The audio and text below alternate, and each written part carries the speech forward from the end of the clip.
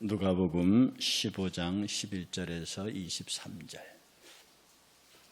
32절입니다. 15장 11절부터 32절까지 천천히 함께 봉독합니다. 누가복음 15장 11절. 또 이르시되 어떤 사람에게 두 아들이 있는데 그 둘째가 아버지에게 말하되 아버지여 재산 중에서 내게 돌아올 분깃을 내게 주소서 하는지라. 아버지가 그 살림을 각각 나누어 주었더니 그 후 며칠이 안 되어 둘째 아들이 재산을 다 모아 가지고 먼 나라에 가 거기서 허랑방탕하여 그 재산을 낭비하더니 다 없앤 후 그 나라에 크게 흉년이 들어 그가 비로소 궁핍한지라. 가서 그 나라 백성 중 한 사람에게 붙여 사니 그가 그를 들로 보내어 돼지를 치게 하는데 그가 돼지 먹는 쥐염 열매로 배를 채우고자 하되 주는 자가 없는지라. 이에 스스로 돌이켜 이르되 내 아버지에게는 양식이 풍족한 품꾼이 얼마나 많은가. 나는 여기서 줄여 죽는구나. 내가 일어나 아버지께 가서 이르기를 아버지 내가 하늘과 아버지께 죄를 지었사오니 지금부터는 아버지의 아들아 일컬음을 감당하지 못하겠나이다. 나를 품꾼의 하나로 보소서 하리라 하고 이에 일어나서 아버지께로 돌아가니라. 아직도 거리가 먼데 아버지가 그를 치근히 여겨 달려가 목을 안고 입을 맞추니 아들이 이르되 아버지 내가 하늘과 아버지께 죄를 지었사오니 지금부터는 아버지의 아들아 일컬음을 감당하지 못한 나이겠나이다 하나.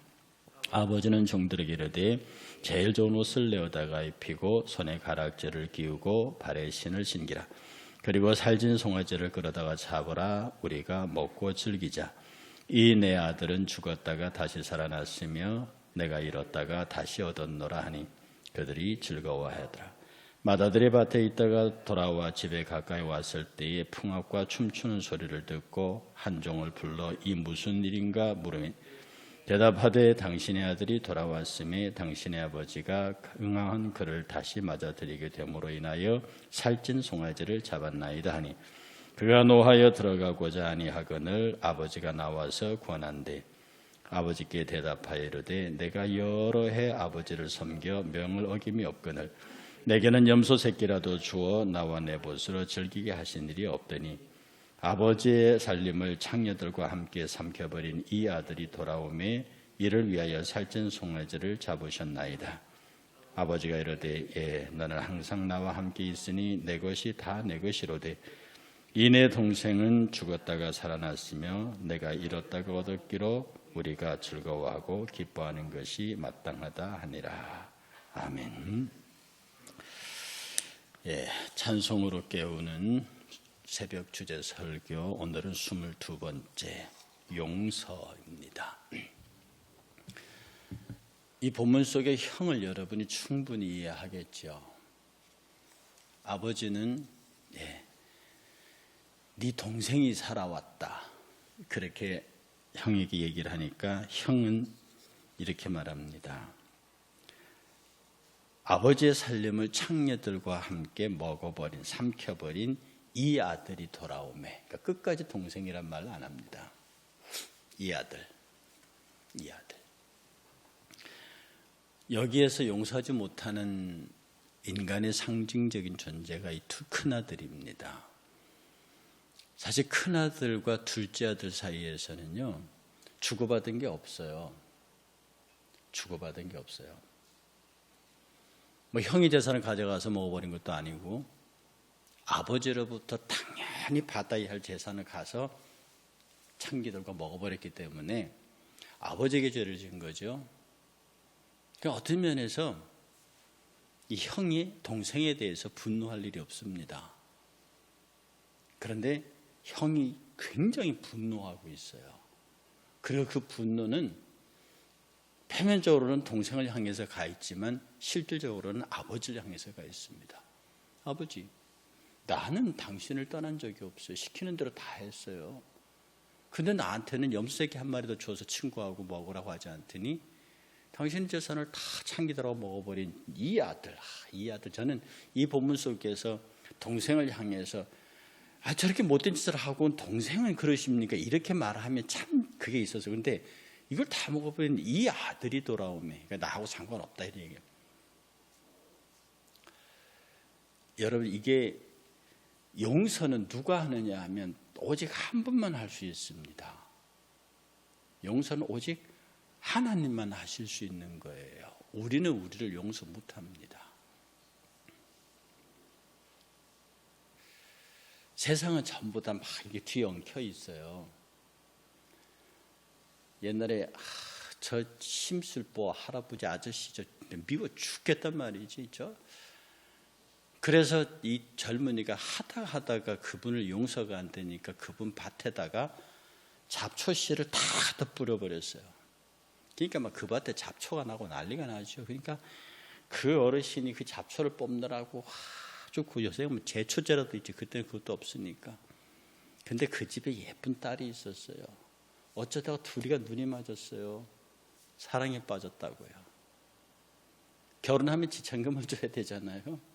그러니까 딸 아버지가 사위를 부르더니 우리 딸 지참금으로 저기 있는데 밭 가져가자. 제법 넓은 밭이었대요.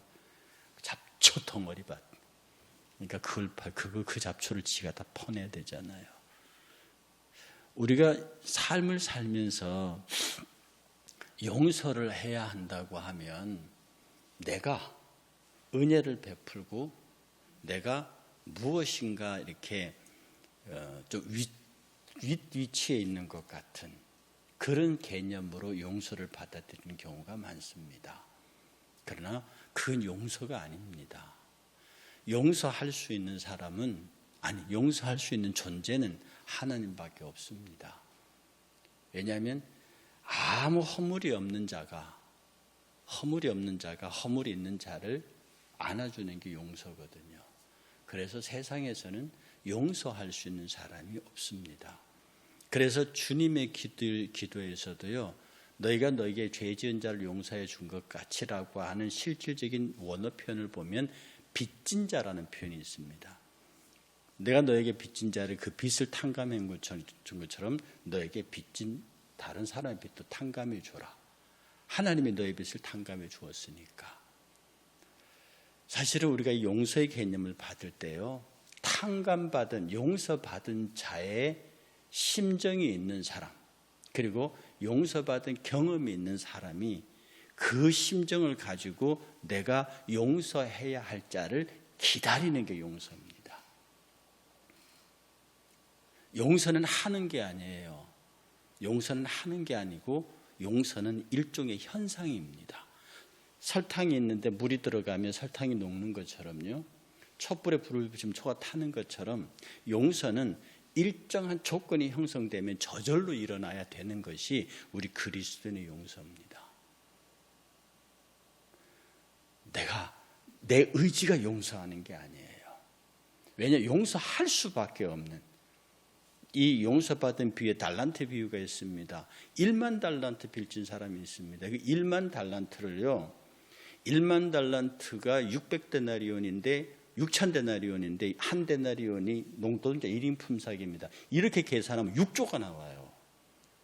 그 다른 계산법을 하면 1만 달란트는 금 3kg에 해당해요. 그걸 지금으로 계산하면 16억 정도가 나옵니다. 그러니까 6조는 지나치고 이게 아마 16억 내지 18억이 맞는 건데, 내가 누구에게 거의 20억 가까이 빚졌어요.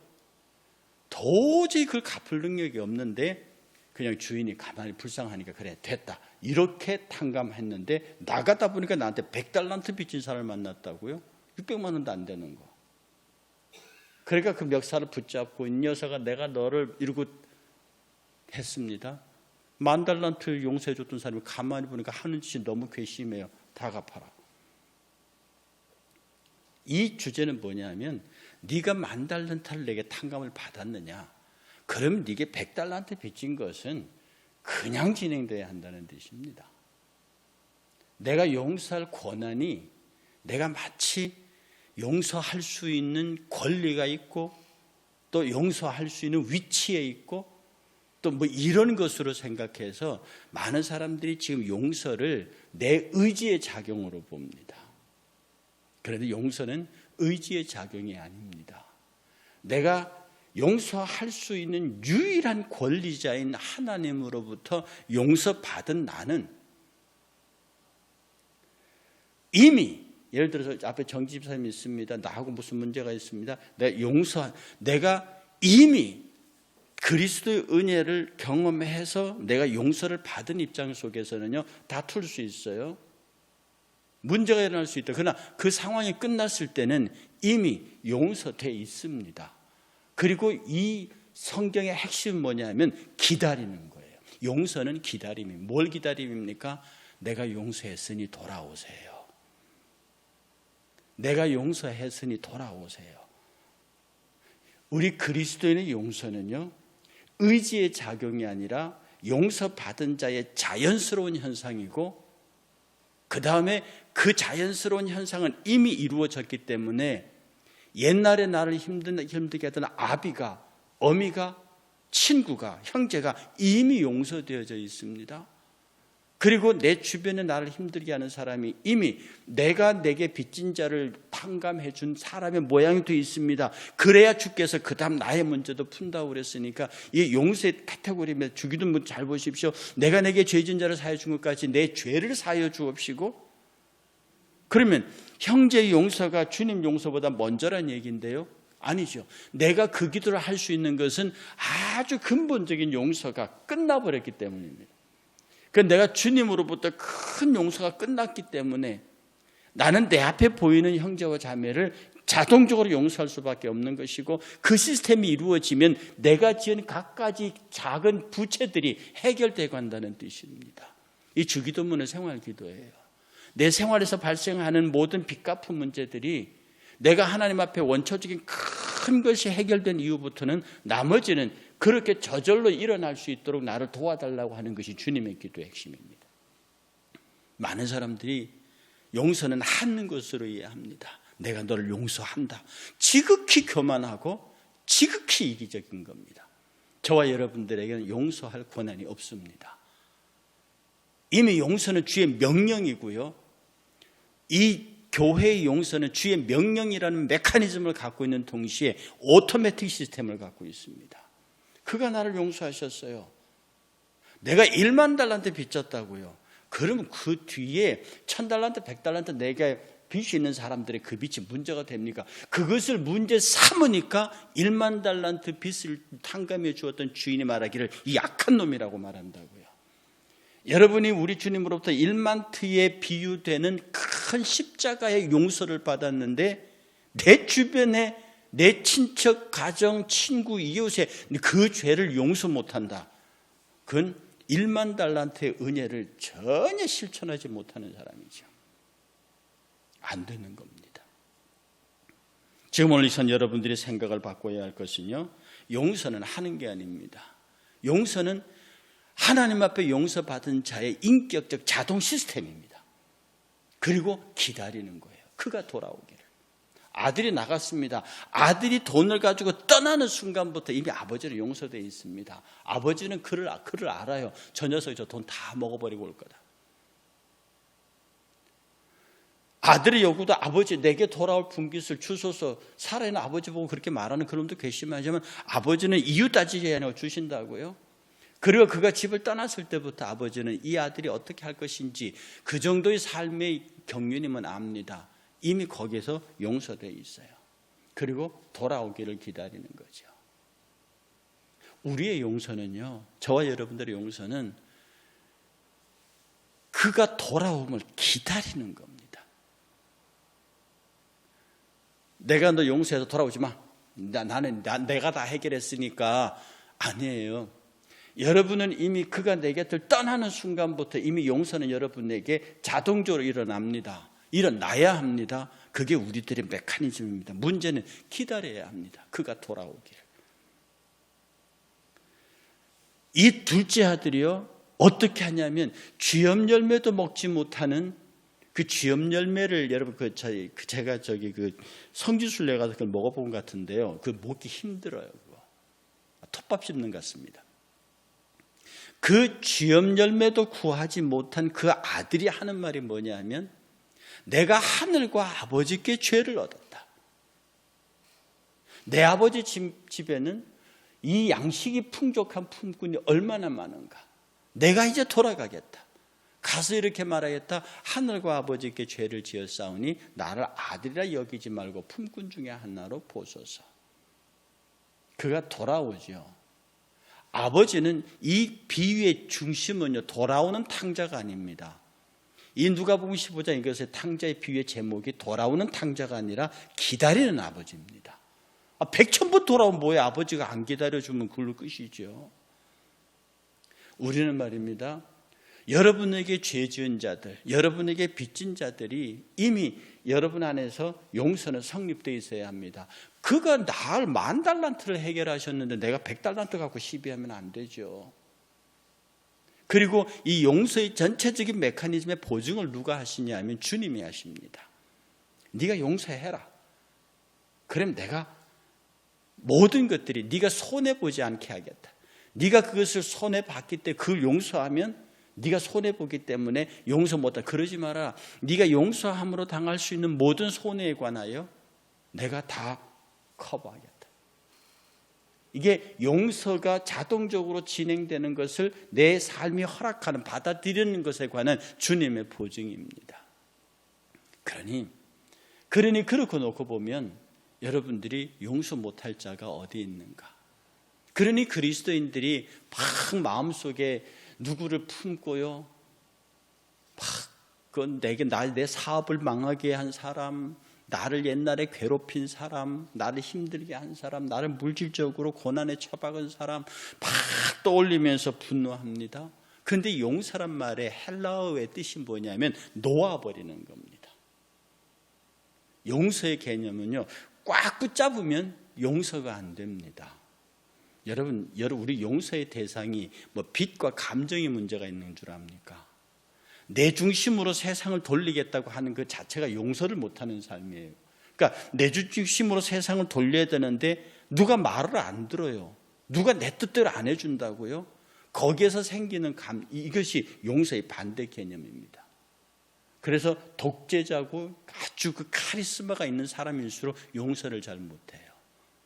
왜냐하면 세상은 내 중심으로 돌아야 되니까. 그러니 내가 잡고 있는 것들을 놓아야, 내 자존심을 놓아야, 내 이기심을 놓아야, 내가 갖고 있는 내 주관적인 판단을 놓아야 비로소 사람들을 자유롭게 할 수 있습니다. 놓을 수 있습니다. 여러분 아버지들 가운데, 선생님들 가운데 이렇게 하나하나 찢는 분들 있잖아요. 그런 사람들이 많은 사람들의 원성을 사고 있습니다. 왜? 내가 자꾸 돌리니까. 그러면 그것이 좋은 것 같지만 모든 사람들을 불편하게 합니다. 그 시스템은 용서라는 것이 작동하지 않고요, 견제가 작동합니다. 견제가 작동하고 서로 비교가 작동하고 서로 지적질하는 게 발동. 그럼 거기에서는 악한 감정만 발생하죠. 용서는 놓아버리는 겁니다. 진정으로 그를 놓고요, 그에게 자유를 주고요, 그가 행복할 수 있도록 만들어주고, 그럼에도 불구하고 떠났습니다. 그러면 정말 용서의 영을 가진 사람들은 기다립니다. 여러분 아내와 남편을 기다리십시오. 어머니와 아버지를 기다리십시오. 사랑하는 사람들을 기다리십시오. 용서는 여러분의 의지로 하는 게 아닙니다. 이 아버지가 아들을 용서하는 게 이게 본문 읽으면서 단 한 번도 아버지의 의지가 읽힙니까? 너무 자연스럽지 않습니까? 그런데 형에게서는 강력한 의지가 읽힙니다. 아버지 나한테 이러면 안 되죠. 사실은 여기에서 두 번째 주인공이 두 큰아들입니다. 마지막 세 번째 주인이 돌아오는 탕자예요. 저는 이 본문을 읽으면 읽을수록 기다리는 아버지, 기다리지 못하는 큰아들, 그리고 돌아오는 탕자. 이 아침에 여러분들에게 함께 생각하는 것은 용서는 놓는 것이다. 용서는 기다리는 것이다. 용서는 하는 게 아니라 자연스럽게 용서할 수밖에 없는 10,000달란트 빚진 경험, 내 죄와 허물에 관하여 예수께서 십자가상에서 당신의 생명으로 나를 사셨다, 나를 속량하셨다, 나를 용서하셨다. 이게 10,000달란트의 빚진 개념인데 이것보다 더 큰 빚이 내게 어디 있느냐? 그가 사형장으로 가는 나를 살렸는데 그 다음에 내가 용서하지 못할 자가 어디냐. 그러므로 분노하는 자는 교만한 자입니다. 용서의 또 다른 반대 개념이 교만입니다. 용서하지 못하는 자는 교만한 자입니다. 용서하지 못하는 자는 이기적인. 그래서 용서하지 못하는 자는 복음의 반대편에 있습니다. 예수께서도 자기 일을 창으로 찌르고 죽이는 그들을 용서하셨습니다. 하나님의 사람들 전체가, 특히 초대교회 순교자들이 자기를 찌르는 사람들 향해서 저들이 하는 일이 무슨 일인지도 모르니 용서하시라고 말합니다. 우리 하나님이 용서의 하나님입니다. 우리 하나님이 용서의 하나님이고 십자가상에 달리신 예수께서 용서하시고 그의 모든 사도들과 제자들과 속죄자들이 다 용서의 삶을 너무나 자동적인 메커니즘으로 살았는데 우리는 왜 이렇게 미워하는 사람이 많은가요? 우리는 왜 이렇게 놓지 못하는 사람이 많습니까? 우리는 왜 이렇게 이기적입니까? 왜 이렇게 교만합니까? 왜 이렇게 자기 주장이 강합니까? 오늘도 이 말씀 가운데 내가 혹시 둘째 아들이 아닌지, 혹시 내 안에 둘째 아들의 요소가 있지 않는지, 그래서 그 부분을 잘 생각해서 이제는 주님 앞에 온전히 돌아와서 하나님 댁에서 용서의 메커니즘이 자동적으로 작동하게 하옵소서. 용서는 하는 게 아니라 용서 저절로 되어지는 겁니다. 그리고 나는 그 용서의 타이밍을 기다리는 용서의 기다림 있는 사람입니다. 하나님, 내가 모두를 용서할 수 있도록 내게 기다림의 은혜를 주시고 그가 돌아왔을 때 묻지도 따지지도 아니하고 그를 주의 품으로 같이 안겨 들어갈 수 있는 은혜를 주옵소서. 그러면 모두를 사랑할 수 있습니다. 이런 은혜가 있기를 주의 이름으로 축복합니다. 278장입니다.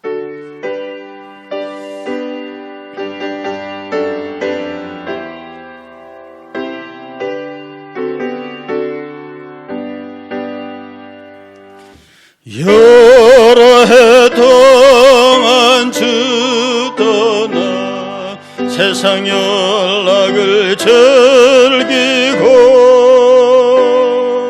저 흉악한 죄에 빠져서 은혜를 잊었네. 오 사랑의 내 맘을 건넵니다. 곧 들어와 나와 동거하며 내 생명이 되소서. 죄악에 죽을 인생을 심히 불쌍히 저 하늘의 영광 버리고 이 세상에 오셨네. 오 사랑의 예수님, 내 맘을 건넵니다. 곧 들어와 나와 동거하며 내 생명이 되소서. 홍포를 해군 구주님 가시멸류관 쓰시고 저 십자가 높이 달리사 그 아픔을 참았네. 오 사랑의 예수님, 내 맘을 건넵니다. 곧 들어와 나와 함께하며 내 생명이 미련한 우리 인생은 저의 공로를 모르고 그 쓸쓸한 사막 가운데 늘 헤매고 다녔네. 오 사랑의 예수님,